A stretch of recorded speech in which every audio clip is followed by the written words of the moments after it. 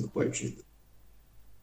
A ideia aqui é o Sérgio. O Sérgio ele fez um levantamento rápido do partido aqui, dos 20 anos de aqui na cidade, São Bernardo do Campo. Então a ideia é que ele, uns 10 minutos, ele fale um pouco, exponha o que ele pesquisou, e aí depois a gente abre a conversa. Tá aqui o Ted, que é da executiva, o Cana, que é do diretório, o James também está aqui, que é do pessoal há muito tempo, e tem, além da Eliana, Cibele, a Neuza, e o pessoal estão por aqui nessa, nessa espera. Pode ser esse encaminhamento? A Neuza, nós vamos gravar, a Neuza grava, por favor, e depois a gente divulga para as demais pessoas que eventualmente não foram para São Paulo ou irão a São Paulo, para depois as pessoas ficarem atentas ao que está acontecendo. Então a ideia seria, primeiro, um pouco história, memória e ação do partido, que é a exposição do Sérgio. Depois, como articular o partido do ponto de vista de uma alternativa eleitoral também, e não apenas ideológico, mas também de representatividade eleitoral, e o momento atual. Quer dizer, mas a ideia é fazermos uma coisa, não passar de uma hora, porque quando a pessoa olha lá que tem uma atividade, uma live ou uma reunião virtual com mais de uma hora, a pessoa já passa para frente, não fica ali. Então, os 10 minutos para o Sérgio, dá, Sérgio, 10 minutinhos, então pode começar já. Bom dia a todos e todas, Bom né? Então dia. a gente vai fazer um rápido levantamento aqui. Primeiro que o pessoal ele nasceu de uma expulsão de uns parlamentares do PT, que é Luciana Genro, Luiz Helena, Babá, né? O próprio João Fontes, de uma ruptura em que aqueles parlamentares defendia a não perda de direitos de servidores. E o PT estava votando justamente numa conjuntura para que os servidores públicos perdessem os seus direitos. Então eles foram unânimes em defender a categoria. Né? A Heloísa Helena, como senadora na época, era trabalhadora da saúde, né? Então em 2002 para 2003 teve essa expulsão. E a partir desse momento houve-se um plano, um planejamento de criar um partido classista, né, de criar um partido de esquerda classista que realmente defendesse a categoria dos trabalhadores. E justamente nesse período foi que começou o processo de arrecadação de assinaturas para a legalização e construção do partido. Né? Foram colocados vários nomes, a princípio ficou o Partido Novo, né, o nome Partido Novo, mas depois se chegou ao nome Partido Socialismo e Liberdade. Então, em 2004, em junho de 2004, precisamente no dia 6, o Tribunal Regional Superior Eleitoral legalizou o PSOL com a legenda 50 em 2004. E em 2004, em junho, participava aqui do Comitê Regional a POSP. A POSP aqui de Diadema foi o palco aonde a gente se reunia e entregava as assinaturas. Quem estava naquele grupo ali da regional era eu, o Antônio Jovem, o Toninho Soller, o Félix, Severino Félix, professora Dagmar, Márcio Barbio, que é aquele grupo ligado um pouco mais à esquerda do partido, que se eu não me engano estava na SOB, tinha fechado na SOB. Então a gente arrecadava as assinaturas e ali era levado para o comitê estadual, que era na Rua do Carmo, ali próximo da Praça da Sé. E durante uns 2 anos eu fiquei como coordenador regional, responsável por organizar reuniões e arrecadar assinaturas. As assinaturas eram feitas em eventos culturais, em universidades. A gente se virava para arrecadar entre os alunos também, tinha muitos professores, né? Então, em 2004, ela foi legalizada.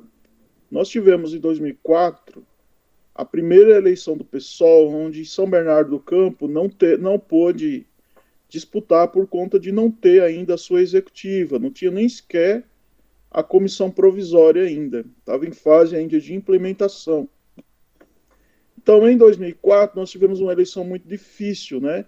Onde o Dr. Dib veio encabeçado pela direita, com um arco de aliança muito amplo, e a única alternativa que tinha, né, era o Vicentinho pelo PT, tinha também a doutora Eliana pelo PSTU, e também a professora Fátima Pereira, que foi a última eleição disputada pelo PCO. Inclusive, o PCO desapareceu depois dessa eleição, não disputou mais nenhum processo, né? Que infelizmente ainda é um partido de luta. Nós temos lá suas divergências, mas é um partido de construção. Então, em 2004, que deveríamos ser a primeira, o pessoal não disputou, ficou por conta da organização do seu diretório, né? E aí houve uma construção, uma ruptura de correntes do PT que vieram para o PSOL, e aí foi através de muito diálogo, de muita construção, de muita disputa interna, montado a partir daí a primeiro diretório, né? Já em 2008, nós tivemos um processo muito mais difícil por conta do poder econômico. O PSOL estava há 4 anos implementado, mas ainda não tinha ainda a sua estabilidade nos movimentos sociais, ainda estava em implementação. Foi um processo onde o dinheiro correu muito, e nós tivemos vários candidatos. Na esquerda, nós tivemos 2 candidaturas, que foi a do Luiz Marinho, pelo PT, que foi uma eleição onde eles venceram, né? E com um vice, inclusive, nordestino, cantor nordestino, que foi o Frank Aguiar. Foi uma eleição muito difícil também, por conta de ter vindo Orlando Morando, que era vereador na época, então veio como candidato. Orlando Morando representando o PSDB, com Edinho Montemor de vice, né, que é 2 alas bem conservadoras, né? Na outra chapa veio o Alex Manente com o Tavares, inclusive com o PCdoB, que hoje está mais voltado à esquerda, né? Aí veio o professor Aldo Santos com o vice do próprio PSOL, foi o professor Rogério, com a votação de 3.806 votos. Foi uma eleição difícil, onde o poder econômico do PT veio muito forte, do PSDB, né? Enquanto o PSOL tinha ali meia dúzia de pessoas na Praça da Matriz soltando material, os outros partidos tinham 2.000, 5.000, 10.000 pessoas na rua, fazendo um trabalho muito forte, né? Nessa linha, quem entrou em primeiro lugar como vereador foi o Admir Ferro, com mais de 8.000 votos. No PSOL, mais votado, deixa eu ver aqui, o mais votado a gente não tem ainda a relação, mas o PSOL teve total 6.065 votos. Foi uma votação expressiva, porém dividida, porque não houve uma coordenação para os vereadores, não houve um trabalho de organização de base, de um grupo destinado à disputa das eleições de vereador. Já em 2012, é a reeleição do Marinho, né? O Marinho entrou muito apertado, com mais dificuldade. Foi uma eleição onde veio o Alex também, onde houve um acordo com a direita, onde o Orlando não disputou, houve um acordo interno. O PSDB não veio com candidatura, veio o candidato professor Aldo, com o Diógenes, professor Diógenes também de vice. Foi uma eleição também dura, mas o PSOL aumentou a sua votação de 3.000 e pouco para 3.500, quase 3.600 votos. O PSTU veio com a candidatura da doutora Lígia, e do César Raia, também disputando. Nessa eleição, não veio a candidatura do PCO. Inclusive, o partido PCO deve ter até saído da cidade, né? Não deve ter disputado mais. Nessa conjuntura de eleição, se destaca a candidatura da Wanda, Wanda como primeira mulher votada, né, como a mais votada do partido, com 528 votos. Uma candidatura simples, com recurso próprio, sem financiamento de empresas, como veio os outros candidatos. Já em 2016, Orlando veio com mais força. Veio com desgaste do PT, porque não soube cativar sua militância, a militância não teve espaço no governo, não teve cargos. Marinho trouxe muita gente de fora, muito secretariado de fora, e aí então teve dificuldade de colocar à frente o seu sucessor, que foi Tarcísio Séculi, onde ficou apenas em terceiro lugar, com uma votação muito pequena, uma das piores votações que o PT teve, e ampliou a votação do PSOL para quase 7 mil votos, que foi a maior votação que o PSOL teve para majoritário, que foi de 6.972 votos, também com um vice próprio, né? Então, proporcionalmente, foi a maior eleição que o PSOL teve para prefeito, com 1,86% de votos, que veio aí encabeçado com a sua vereadora mais votada, foi a professora Cristiane Gandolfo, com 1.400 votos, que hoje já não está mais no partido, e Paulo Neves, com 608 votos. Passando 2016, nós tivemos esse processo de 2020, né, onde nós tivemos algumas candidaturas, o pessoal não teve candidato a majoritário, porém houve um crescimento de voto no PSTU. Muita gente que votava no PSOL votou no PSTU, votando no Cláudio Donizete. Perdão, foi em 2020. Esse processo de 2020, o Aldo não veio. Quem veio foi a professora Lourdes. Não ampliou na porcentagem, na proporção. Ficou apenas com 1,56%. Então, proporcionalmente, não aumentou, mas aumentou em números de votos para pouco mais de 100 votos, que foi 6.076. Nessa linha, a Lígia não veio. Quem veio no PSTU foi o Claudio Donizete. Para 2024, ainda em 2020, perdão, a mais votada foi a Sueli, da bancada coletiva, com 2.600 votos. Porém, em 2024, que foi a última eleição agora, houve uma queda na votação do primeiro lugar da Sueli, de 2.600 para 1.700 votos. Ela perdeu mais ou menos 900 votos. Foi uma queda expressiva, um prejuízo muito grande politicamente. E em 2024, que foi nossa última eleição, o pessoal não disputou e houve um crescimento do PSTU de 700 votos para 1.500 votos. Então, a maioria dos militantes não votou no PT, votou no Cláudio Donizete, do PSTU, como alternativa de esquerda. E aí nos trouxe aí algumas candidaturas conservadoras, né? A única de esquerda representada pelo Cláudio Donizete em 2024, porém 4 candidatos conservadores, né? Que é o Marcelo Lima, que vem com a origem de empresário da área de bebida, Alex, que é de uma família tradicional também, burguesa, né? Onde o pai era engenheiro, tinha escritório e tudo.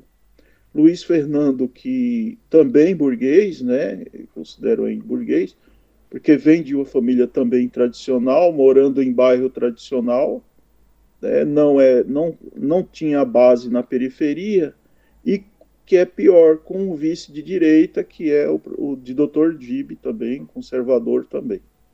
Na quarta também, candidatura da direita, houve uma candidatura da Flávia Morando, que foi uma candidatura coordenada pelo prefeito da cidade, do União Brasil, tendo inclusive uma derrota expressiva, ficando em quarto colocado.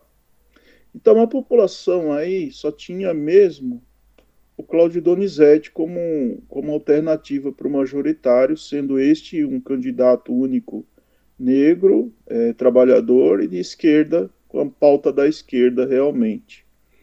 E o Luiz Fernando veio aí tentando aí emplacar uma pauta progressiva, porém com desgaste a mais, né? Levando aí a compor uma cadeira de vereadores bem conservadoras, mas com pauta progressista. Aí a gente destaca aí, nessa cadeira de vereadores, aí a gente destaca Ananias, com a pauta LGBT, né? O Shell Gomes, aí, um candidato jovem negro periférico, mas com a pauta aí empreendedorismo. A gente ressalta aí Luana Eloá, eleita aí com o movimento evangélico, mas com a pauta do TEA, que é uma pauta progressista nossa, que sempre foi pauta nossa, né? E Geraldo Gomes, que eu quero destacar aqui, que era do grupo do Tião Mateus, né? Tião sempre elegendo gente que é ex-assessor. Inclusive o Joilson, que foi seu chefe de gabinete, né? Mas que partiu para o PRTB. Teve uma expulsão também do PT, em vez de ter vindo para a esquerda, foi justamente para a direita. E aí a gente tem aí um grupo de 2024 de vereadores com pouca pauta ligado à questão dos trabalhadores, né? E elegendo gente muito conservadora e reacionária. Foi no caso de Lucas Ferreira, do PL, Nina Braga, ligado à família Bolsonaro, né? O próprio bispo João Batista, ligado à Igreja Universal, e muitos outros, né? Que é ligado à área dos empresários. Um deles, o Palhinha, também, ligado à área de empresário da cidade, com compromissos, inclusive, e pautas dos empresários, né? E a gente teve aí no PSOL uma perda expressiva da votação da Sueli, que tinha 2.600 votos, encolheu para 1.700. Então aí fica a questão de que foram os 900 votos dela, né? Da Lécio, que não ampliou a votação, continuou em 1.300. A Wanda, que não conseguiu passar dos 1.000 votos. Mas a gente teve gente nova aí no pessoal aí que teve uma votação até diferente, candidatos de primeiro, como no caso do Bruno, do Levante Periférico, uma votação até pela primeira vez dele com 600 votos, né? A Rihanna Polo, uma primeira candidatura com 374 votos, deu-se um destaque aí interessante, né? Então, o que falta aí? Falta aí um retorno à disputa do majoritário, para que o pessoal volte a ser protagonista também, a disputar os espaços majoritários da política e fazer a transformação nos espaços de poder, mas que também prepare os candidatos com mais antecedência, que faça seminário de formação, para que os candidatos não saiam nas ruas nos últimos dias de campanha, nos últimos meses de campanha, e que também crie um fundo especial para a campanha, para que as pessoas não vá na rua sozinhas, né? Mas que tenham um pouco de recurso para contratar também militantes também, para formar militância, para que mantenham seus grupos, para que organize seus grupos também, seus coletivos, e que saia mais preparado para a disputa. Tanto o executivo quanto o legislativo são espaços extremamente importantes de poder, né? Aí a gente está sofrendo aí com o pedido de impeachment onde ninguém quer, onde as pessoas que são, inclusive, falam que são progressistas, mas não querem aprovar o impeachment de jeito nenhum, se aliaram à direita, né? E estão aí contra o povo. Não colocam em pauta questões importantes, né? E aí fica a população aí extremamente perdida, sem acreditar na política, sem acreditar nos políticos, sem acreditar nos partidos. Então aí é necessário fazer uma autoavaliação desses 20 anos e entender o porquê que São Bernardo não conseguiu ainda nem eleger no executivo e nem no legislativo. E se realmente é importante, né? Preparar a militância para saber falar a linguagem popular, a linguagem do povo.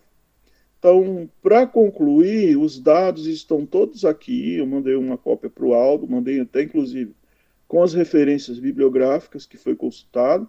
Depois, se alguém precisar, pode aí solicitar aí o Aldo uma cópia.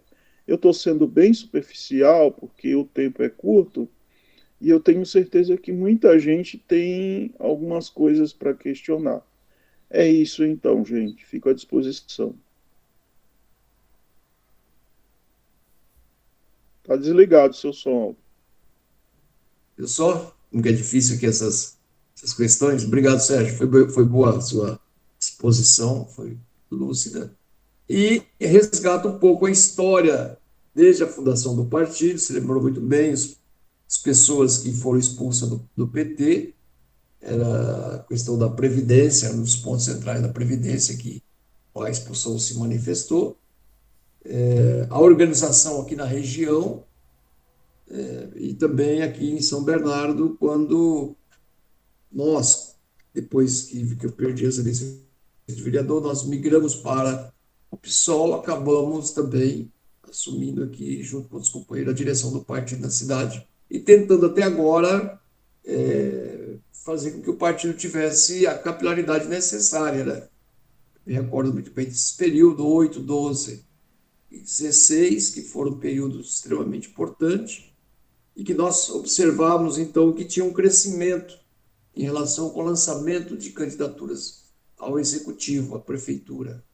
Eu tive a oportunidade de sair candidato 3 vezes a prefeito para ajudar a construir o partido da cidade. Né? A primeira vez foi com o vice, que é o companheiro do PSTU, que, aliás, em memória, que faleceu.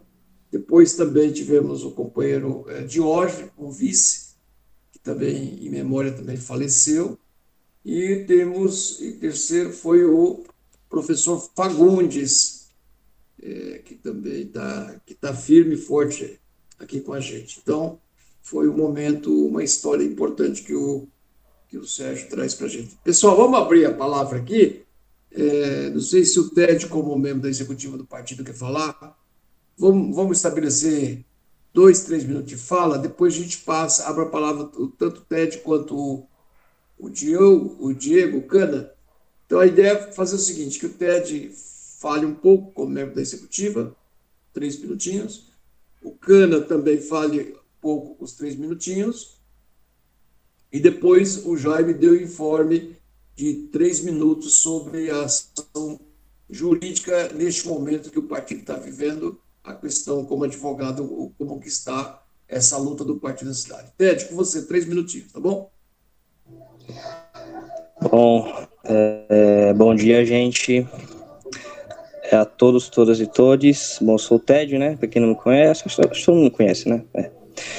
Bom, e eu tô no PSOL, né? No caso, militando desde 2018, 2017, né? Por aí, mas filiado mesmo desde 2020, né? Formalmente falando. E eu acho que, assim, né? A minha impressão, né? Como militante, né? E também já na executiva do partido aqui na cidade, é de que mesmo, né, o partido, né, o PSOL aqui na cidade sendo um partido pequeno, né, também não tendo tantos recursos assim, mas ainda assim é um partido que consegue, né, ainda ter grande presença dentro das principais causas da cidade, né, no caso, causas sociais.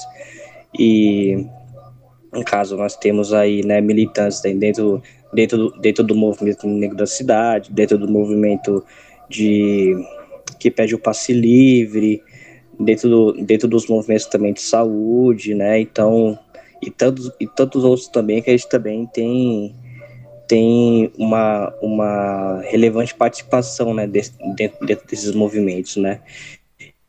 E o PSOL também, ele também é esse partido, né, que também atrai também essas pautas sociais também, né? Recentemente também, não é? Inclusive nessa última eleição, né, também para vereadores, né, que o Sérgio aqui também falou muito bem também, né, no final, né, também até falou como é que foi as últimas eleições, né, resumiu muito bem o histórico do partido. Também veio o Thiago Quintanilha, né, que é uma liderança do movimento de população de rua, não é? Ele entrou no partido para poder se candidatar, mas ele hoje ainda se mantém no partido, né? Inclusive, né, até abrimos recentemente, né, um fórum, né, do Pop Rua aqui na cidade, né? E assim, né? E mesmo assim, dentro dos partidos de esquerda na cidade, o PSOL assim, é o que de fato mais participa, né? Até outros partidos também que tem muito mais gente, que tem muito mais recurso, né? Eu, eu digo assim, até para poder bancar militante, digamos assim, né? Você não vê esses partidos presentes, né? Em reuniões, em alguns atos, né? Enfim, né? Organizações, né? Para poder construir movimentos sociais aqui na cidade, né? No caso, cara, eu tô falando foi um desses partidos ao PT, né? Também, né? E que inclusive, né, ultimamente até vem se afastando um pouco, né? Desses movimentos sociais, né? Mas eu acho que o PSOL tem feito até um bom trabalho, né, pelo tamanho que está tendo, né. Eu acho que realmente a discussão sobre colocarmos algum vereador, né, alguma candidatura dentro da Câmara é importante, né, até pela relevância que o partido tem na cidade, né, que realmente dessa presença que temos, né, aqui na cidade, acho que também é fundamental que temos que a gente deva ter pelo menos uma, né, pelo menos um mandato, né, para poder representar, né, a gente dentro da Câmara, né. E acho que já passei um tempo, né, é isso, gente. Obrigado. Obrigado, Ted. Cana, 3 minutos. Está aqui o Cana.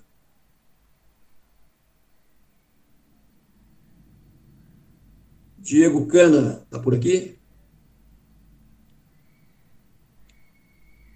Bom, até o Cana se colocar aqui apto a falar, só mais um levantamento aqui, uma importância, um registro importante. Na chapa de 2020, o PSOL fez uma inédita experiência na cidade com a chapa coletiva, né, com a chapa coletiva, que foi encabeçada pela professora Lourdes, oficialmente como candidata a prefeita, pela professora Soninha, candidata a vice, e compunha ainda essa chapa eu, Paulo Neves e o DG, que é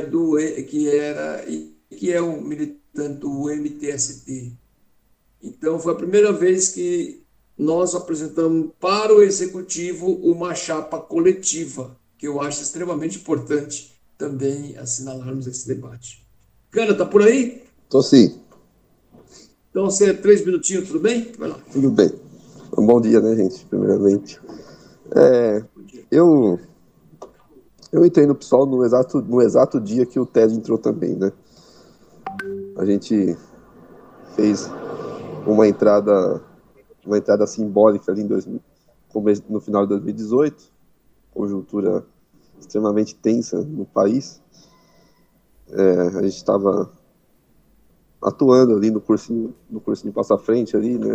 O Aldo começou a aproximar a gente da atividade política aqui na cidade. E aí um grupo de pessoas, né? Eu, o Ted, na época o Albert, a Thaís também, entramos ali, essa juventude entrou no PSOL, né? A nossa filiação só se oficializou em 2020, por outras questões, né? Tinha alguns problemas no meio do caminho aí que também não convém falar agora, mas na prática a gente estava atuando no partido já desde 2018, né? Ajudando a construir, fizemos ali já em 2019, março de 2019, a gente fez uma manifestação bonita aqui em São Bernardo, lembrando um ano do assassinato da Marielle.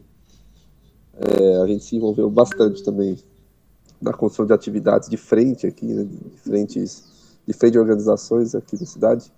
E no ABC em geral, no período aí da luta contra o Bolsonaro, e também muito no enfrentamento aqui, o Orlando morando, né? E tem um momento que eu acho que vale a pena dizer também, que foi esse momento da última eleição. Antes dela, na verdade, quando a gente fez a gente polemizou com o partido aqui, numa plenária realizada ali no espaço dos metalúrgicos, que foi uma plenária feita para tirar a linha política do partido na cidade, discutir várias questões de organização. E nessa plenária se tirou a decisão de ter uma candidatura própria. Isso foi em março, abril, agora não me recordo exatamente, entre março e abril de 2022. 2022, Aldo? Não sei se eu estou com a cabeça no lugar agora. As eleições foram 2023, né? É por aí. 2023, porque a eleição foi ano passado, né? Nessa plenária, houve uma situação no final dela que o atual presidente do Diretório Municipal da Leste levantou a bola do pessoal ter uma candidatura própria na cidade. E parece uma coisa banal, assim, falar isso, porque o Sérgio falou que sempre tinha tido candidaturas ao executivo. Acontece que o partido, a gente vive uma situação nova nesse momento, nessa última situação aqui, que é nessa última conjuntura, que foi o campo que dirige o partido aqui na cidade se transferiu. Aliás, o campo majoritário hoje do partido passou a dirigir o diretório municipal aqui na cidade, o que não tinha acontecido antes. Porque desde a sua fundação, o pessoal tinha estado sob direção do campo ligado à esquerda do PSOL, que era justamente o Aldo, né, o pessoal da TLS. O Aldo e o pessoal e uma parte do Enfrente eram da TLS, né? Então, era esse campo que tinha até então dirigido o partido. E nós fizemos a leitura de que nas eleições que tiveram em 2023, o partido deixaria de ter de estar sob a direção desse campo, né? Que o campo majoritário a nível nacional, estadual, seria ele quem passaria a dirigir o partido, que é o campo ligado à Revolução Solidária, do Boulos, né? A Primavera Socialista, tudo mais. Que é um campo, vamos dizer assim, a gente usa esses termos, tá? Mas a gente não está falando que as pessoas são de direita, gente. Quando a gente fala à esquerda e à direita do partido, a gente está se referindo aqui à geografia política ideológica dentro do partido. Então, esse campo que é o majoritário hoje, ele é um campo que está mais à direita, né? Tem posições um pouco mais moderadas, um pouco mais conciliadoras, vamos dizer assim. E nós sabíamos que quando a Revolução Solidária viesse a dirigir o partido, como de fato veio, eles operariam um acordo com o PT para apoiar a candidatura para prefeito. Só que nessa plenária, o que foi feito foi uma coisa que surpreendeu todo mundo ali, né? Que foi o próprio D'Alessio ali encampando a bandeira por lançar uma candidatura própria. Isso a gente está falando aqui de mais de um ano e meio aí, antes das eleições municipais. E sem ter nome, né? Falou isso, jogou isso e não foi dado o nome no momento. E a gente, no Enfrente, a gente polemizou. Eu estava na mesa, né, nesse dia, junto com a Wanda e o Kleber, do mês TLS, os dois. A gente estava na mesa lá fazendo toda a mediação e a gente parou ali o debate no momento e falou, não,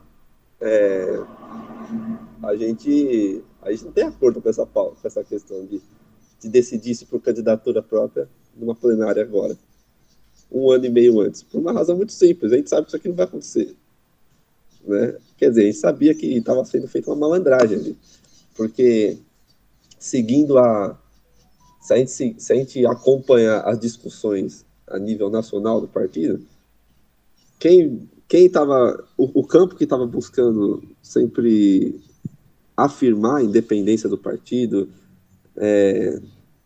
ter o campo que é mais resistente a ter compromissos eleitorais ali a todo momento com o PT, né? É o campo minoritário, é o campo ao qual nós pertencemos, né? O MES é o grupo que hegemoniza, vamos dizer assim, o campo minoritário, com uma série de outros grupos menores que estão dentro desse campo minoritário, que é o campo do partido, que é o campo que defende, que é o campo que, enfim, tem uma postura mais crítica em relação a política do PSOL de estar se confundindo muitas vezes com a política do governo, assim, ser demasiado governista. Aldo, acho que está aberto o microfone. E. É que eu estou dando um toquezinho do tempo, só isso. Beleza, vou terminar. O que aconteceu foi, então, que o campo majoritário levantou essa bandeira de a gente sair dali com a decisão de ter uma candidatura para prefeito. E nós, que éramos o minoritário, que em tese seríamos o campo favorável a isso, e éramos, né? A princípio, por princípio, sim. Mas nós falamos não. Fizemos essa polêmica, né? E eu lembro muito bem no dia, porque eu fui o primeiro a pedir a palavra nessa situação. E falei, isso aqui está sendo feita uma coisa aqui absolutamente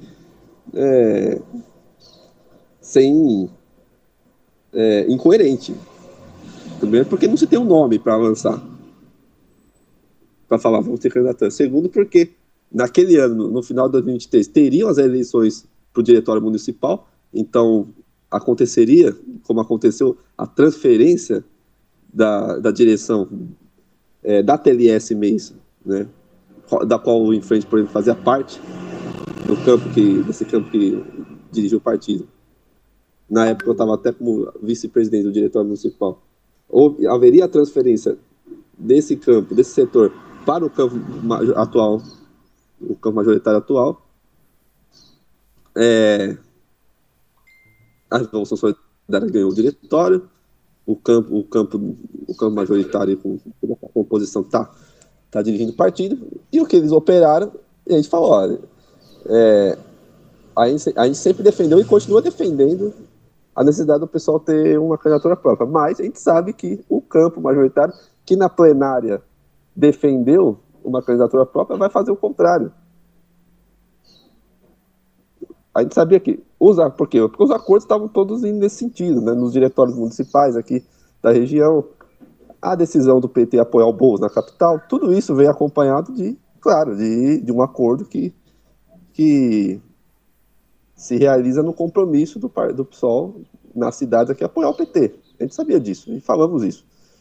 E na época houve toda uma discussão acalorada sobre isso. Mas vocês que sempre defenderam a candidatura própria, agora não querem defender.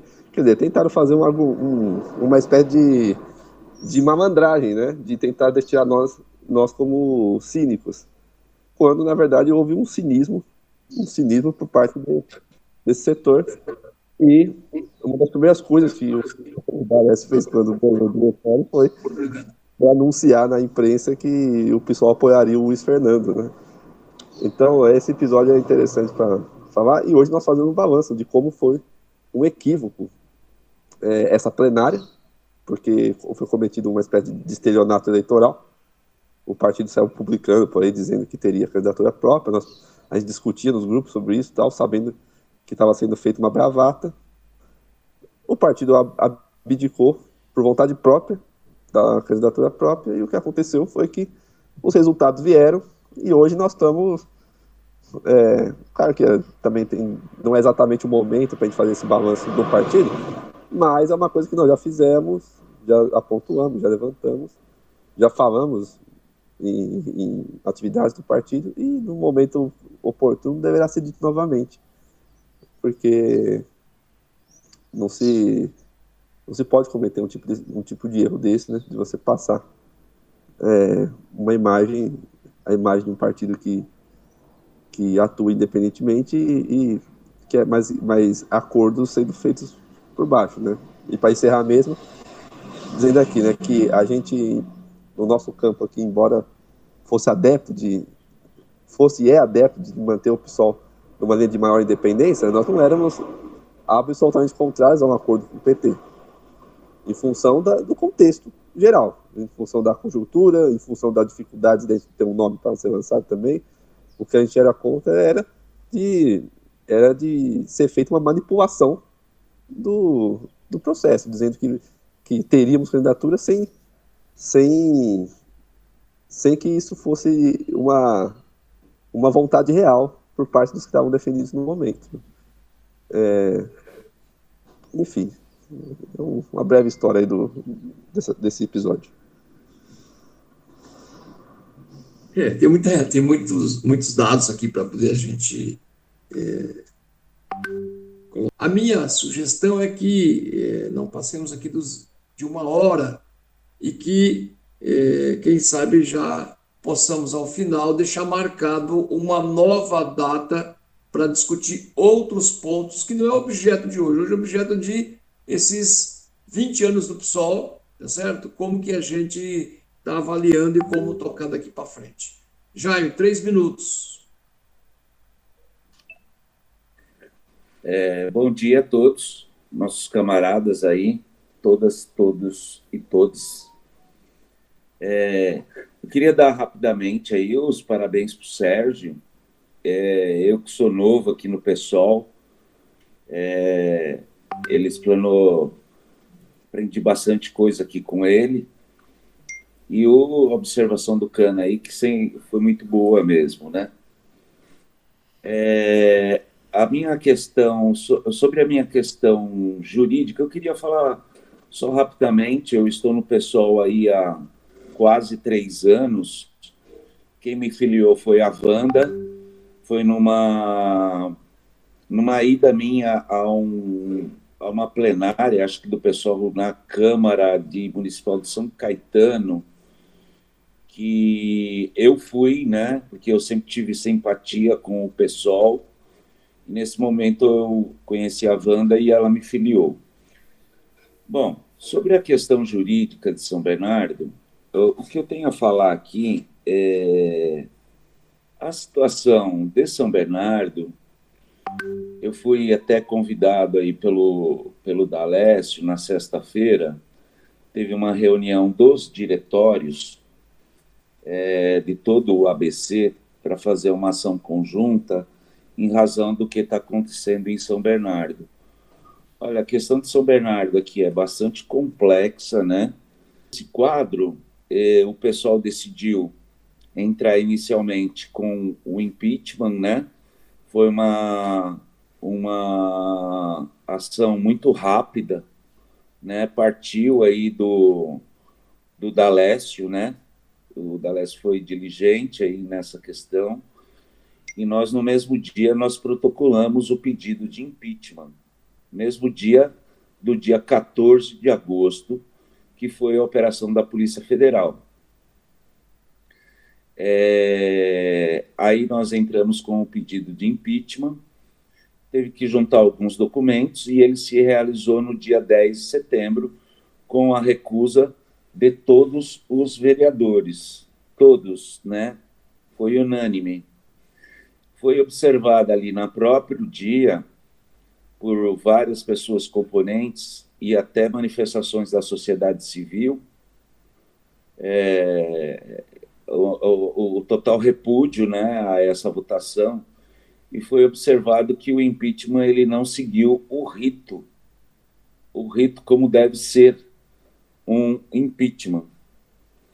Foi alegado pela Câmara, pela TV São Bernardo, que aquele Donizete, que o impeachment não foi aprovado porque não haveria trânsito em julgado, segundo o Donizete da TV São Bernardo disse ao povo uma fake news, uma desinformação. Eu coloquei isso no perfil comunicativo do Instagram da TV São Bernardo, que é onde foi veiculado, e eu disse categoricamente que a TV São Bernardo estava propagando fake news e desinformação à população de São Bernardo.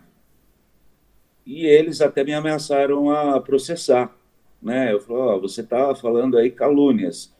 Aí eu disse para eles me processarem. Eu falei assim, pode me processar. Diante disso aí, houve toda essa tentativa de desinformação, que, segundo transmitido pela TV São Bernardo, os vereadores alegaram que não haveria trânsito em julgado, que o prefeito tem a presunção de inocência e que a Câmara Municipal não é um tribunal. Isso foi transmitido pela TV São Bernardo. Segundo a TV São Bernardo, é a palavra dos vereadores, que eles já em reunião secreta já tinham decidido, todos eles, né, em uma reunião secreta, sem o conhecimento até da população.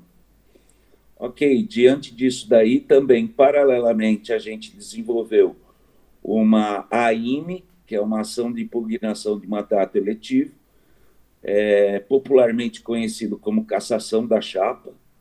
Entramos com essa cassação da chapa, e agora, há pouco tempo, por iniciativa aqui até do Infrente, né, como o professor Aldo diz, que tem empurrado aí essa questão, nós protocolamos um mandado de segurança. Inclusive, eu coloquei no grupo jurídico novamente aí, porque eu coloquei o Sérgio agora, e eu publiquei novamente, porque eu acho que é importante o Sérgio participar, agora no início da reunião. No mandado de segurança, que é fundamentado nas irregularidades que foram cometidas. Quais foram as irregularidades cometidas? O áudio foi inaudível, que não permitiu a participação da sociedade civil, que ali estava presente, portanto, cerceando o direito até de alguma manifestação da sociedade civil, apesar que houve manifestações, né? Foi baseado também, eu não me lembro agora, deixa eu me lembrar, na questão alegamos a questão do regimento interno da própria Câmara, ali, algumas premissas, ele não é claro o regimento interno, nem a lei orgânica municipal, mas a gente colocou a questão da transparência, que está na nossa Constituição, o dever de transparência. E a falta de discussão dos vereadores, dos debates, né? Quer dizer, não houve contraditório, né, ao pedido de impeachment. Aqueles que representam a sociedade não representou, e outras coisas mais. Colocamos também no pedido de impeachment a vasta ficha de antecedente criminal. Os documentos estão em sigilo, o processo é público, mas eu coloquei em sigilo. O processo já está com 780 páginas, logo começamos com quase 800 páginas, devido a toda a questão do antecedente criminal do prefeito, que está afastado, inclusive crime eleitoral por compra de voto, e um artigo da adulteração de sinalização de veículo. Ele adulterou placa de veículo ali em Iguape, quando numa candidatura a deputado federal, e foi denunciado agora. A gente colocou. Eu juntei nesse pedido de mandado de segurança, além do antecedente criminal dele, além da perícia da Polícia Federal, do relatório da Polícia Federal, da denúncia da Polícia Federal, por isso que é muito extenso, eu juntei também o processo do GAECO, que é o Grupo de Ações Especiais, de Atuação Especial de Combate ao Crime Organizado, que fez a Operação Barbatanas e a Operação Lix, que o Marcelo Lima foi denunciado e afastado. Já estou terminando. e afastado da prefeitura, da Secretaria de Serviços Urbanos, e proibido de pisar ali. E estamos aguardando agora. Eu tenho que, provavelmente amanhã já, eu tenho que fazer uma réplica à AIME, Ação de Impugnação do Mandato Eletivo, conhecida como a Cassação da Chapa, e o mandado de segurança foi proposto agora, impetrado agora na sexta-feira. Então, por aí estamos caminhando no lado jurídico. Encerro aí. Obrigado e parabéns pela reunião e a todos. Valeu, Jaime. O Jaime tem um arsenal aí de informação que não é fácil, não, viu? Gente, mais alguém que ainda não fez a palavra queria falar, mas aí nós precisamos ver o tempo mesmo. Os 3 minutinhos, mais alguém que ainda não falou?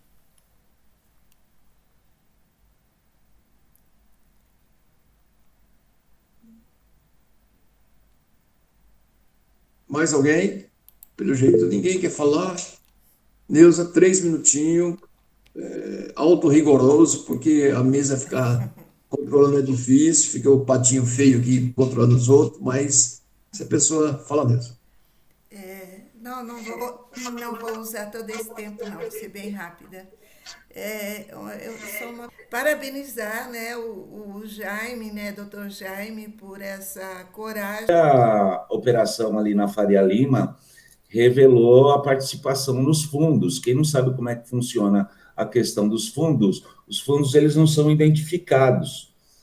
É que nem nos Estados Unidos, eles estão compilando nos Estados Unidos. Tem a Vanguard, né, que é que domina, que você não sabe quem é que está ali dominando, né?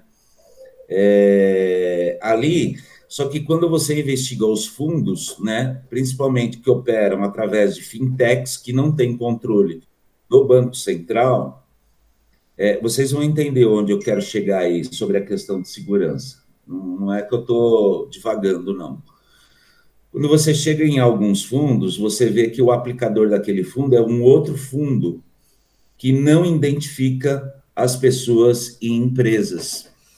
Então, o crime organizado, ele se aperfeiçoou muito. E eu vejo que São Bernardo, através do PCC, eu vejo que São Bernardo, ele se alinhou e entrou nesse organograma, né? Por isso, essa questão de desvio, ela é muito normalizada e tem a participação de grandes empresas aqui de São Bernardo, que estão lucrando muito com isso também, né? E o povo ficou de lado. Eu acho que é necessário o pessoal estar com olhos atentos e abertos.